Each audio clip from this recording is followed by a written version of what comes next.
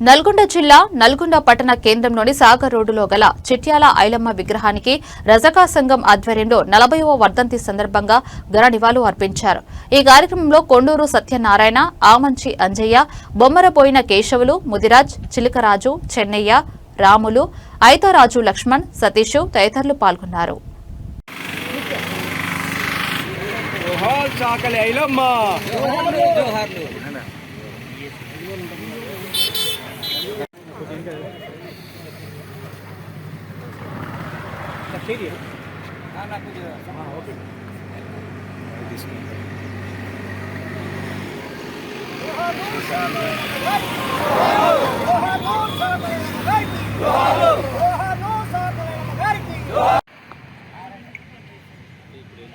ఈరోజు తెలంగాణ వీర వనిత చాకలి ఐలమ్మ వర్ధంతిని సమాచార పరిరక్షణ సమితి మరియు ఎలక్షన్ వాచ్ కమిటీ ఆధ్వర్యంలో వారి విగ్రహానికి పూలమాలలు వేసి ఘనంగా నివాళులర్పించడం జరిగింది. వారు భూమి కోసం, వృత్తి కోసం, వెట్టి చాకరీ విముక్తి కోసం తెలంగాణ సాయుధ పోరాటంలో భాగంగా భూ పోరాటానికి నాంది పలికిన ధైర్యశాలి.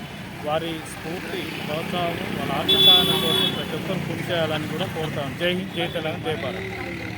20వ వర్ధంతిని పురస్కరించుకొని నల్గొండ పట్టణంలోని సాగర్ రోడ్లో గల చాకలి ఐలమ్మ విగ్రహం వద్ద ఆమెకు ఘనంగా నివాళులు అర్పించడం జరిగింది. ఈ సందర్భంగా చాకలి కులస్తులే కాకుండా సబ్బండ వర్గాలు వచ్చి ఆమెకు ఘనంగా నివాళులు అర్పించారు.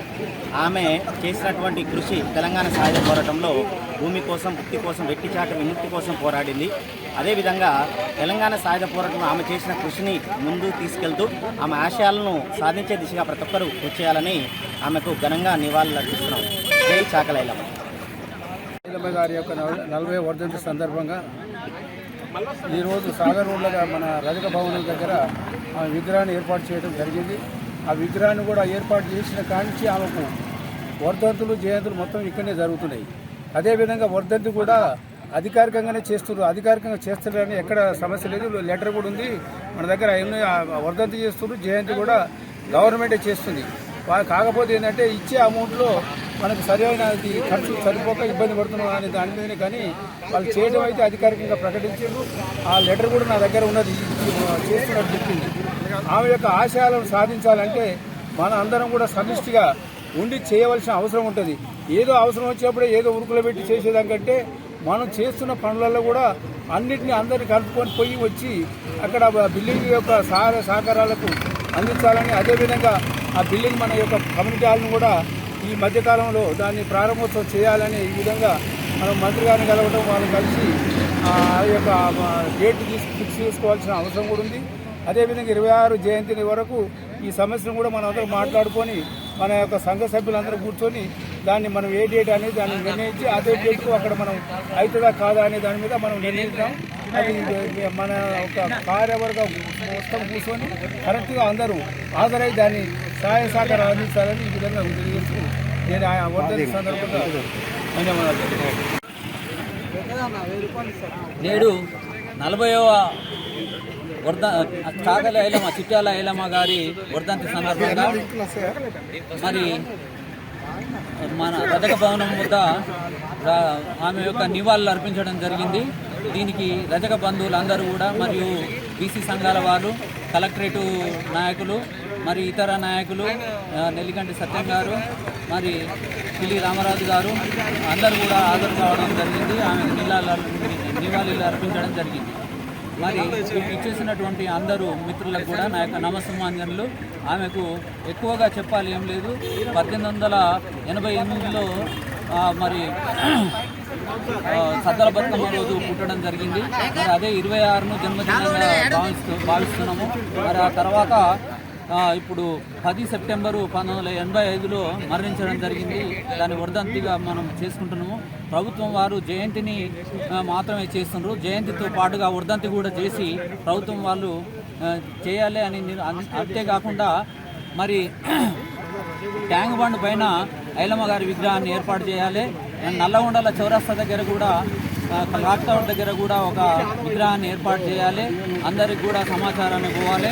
భూమి కోసం, వృత్తి కోసం, వెట్టి చాకరీ విముక్తి కోసం మరి ఆమె ప్రాణాలు తెగించి మరి రజాకారులకు వ్యతిరేకంగా పోరాడిన వీరవనిత కాబట్టి ఆమెకు నివాళులు అర్పిస్తున్నందుకు అందరికి కూడా ఈరోజు విచ్చేసిన అందరికీ కూడా ధన్యవాదాలు తెలియజేసుకుంటూ థ్యాంక్ యూ. నల్గొండ పట్టణం సాగర్ రోడ్లో గల ఐలమ్మ విగ్రహం దగ్గర మా యొక్క PRTU తెలంగాణ పక్షాన, నల్గొండ జిల్లా పక్షాన మన ఐలమ్మ గారి వర్ధంతి కార్యక్రమాన్ని ఘనంగా నిర్వహించుకోవడం జరిగింది. ఆ రకంగా వారికి పూలమాలతో మేము వర్ధంతి కార్యక్రమాన్ని నిర్వహించుకున్నామనే విషయాన్ని తెలియజేసుకుంటూ, మనము చాకల ఐలమ్మ గురించి మనం మాట్లాడుకుంటే, మనం ఈ సోషల్ మీడియా లేని రోజుల్లో, ఈ యొక్క మీడియా అసలు ప్రపంచం అనేది లేని రోజుల్లో మనం భూ పోరాటం చేసి దొరల మీద, నైజాం పెత్తందారుల మీద ఆమె పోరాటం చేసి, ఆమె ఒక వ్యక్తిగా, ఒక శక్తిగా పోరాటం చేసి ఎంతోమంది సబ్బండ వర్గాలకు ఆమె ఆశాజ్యోతిగా, ఒక వెలుగు దివ్యగా నిలిచిన సందర్భం ఉన్నది అనే విషయాన్ని తెలియజేసుకుంటూ, ఆమె చూపెట్టిన బాటలోనే మనము మన సబ్బండ వర్గాలు కూడా ముందరికెళ్ళి ఆమె ఏదైతే దొర మీద ప్రశ్నించే తత్వాన్ని ఏర్పాటు చేసుకొని మన సామాజికంగా ఉన్న రుగ్మతలను, సామాజికంగా ఉన్న సమస్యలను బయటికి తీసి ఏదైతే పరిష్కారం చేసే దశలో ఆమె చేసిన పోరాటాలని మనం ఇంకా రాబోయే తరానికి ఒక ఉపాధ్యాయులుగా మనం ప్రతి విద్యార్థి కూడా ఆమె చేసిన సేవల్ని, ఆమె చేసిన పోరాటాలని తీసుకుపోయి ఆమె గురించి మనము పుంకానుపుంకాలుగా తెలుగు రాష్ట్రాల్లో ప్రతి విద్యార్థి కూడా చేరే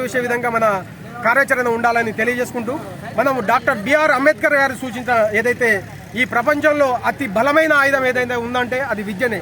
ఆ రకంగా ఆ విద్యని మనం ఏదైతే చాకల ఐలమ్మ చూపెట్టిన స్ఫూర్తిని, ఆ చొరవను, ఆ తెగువను కూడా విద్యాపరంగా తీసుకెళ్లి ప్రతి ఒక్క సబ్బండ వర్గాలకు చెందిన ప్రతి బీద పిల్లల్ని చేరదీసి ఖచ్చితంగా వారిని చదువుల్లో కనుక ముందకు తీసుకువెళ్తే మనం అనుకున్న ఆశయాన్ని, మనం అనుకున్న లక్ష్యాన్ని, మనం అనుకున్న ఏదైతే సమాజంలో మనం ఉన్నత గౌరవాన్ని పొందాలనేది ఏదైతే మన లక్ష్యం ఉందో దాన్ని ఖచ్చితంగా మనం చేరుకుంటాం. ఆ రకంగా సబ్బండ వర్గాలు అందరూ కూడా దీనిపై దృష్టిని సారించి విద్యని ఆయుధంగా చేసుకొని ముందరికి పోవాలని తెలియజేసుకుంటూ, జై ఐలమ్మ, జై జై ఐలమ్మ.